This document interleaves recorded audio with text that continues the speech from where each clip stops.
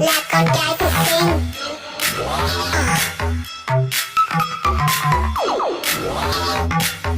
Là con trai thực sinh. All your bad call me. All the bitch. All your bad call me. All the bitch.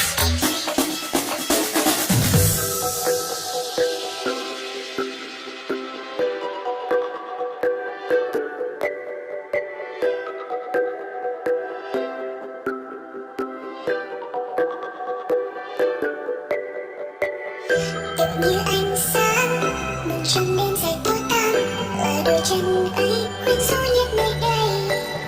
Là ai bối rối từ khi em vừa ghé qua, lại gần hơn nữa em biết anh đang nghĩ gì về em. Your heart, your love, it's on my mind.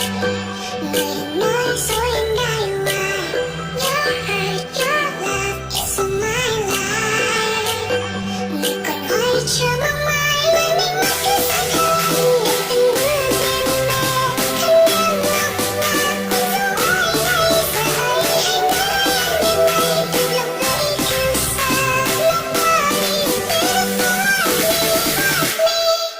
Là con trai thực sinh.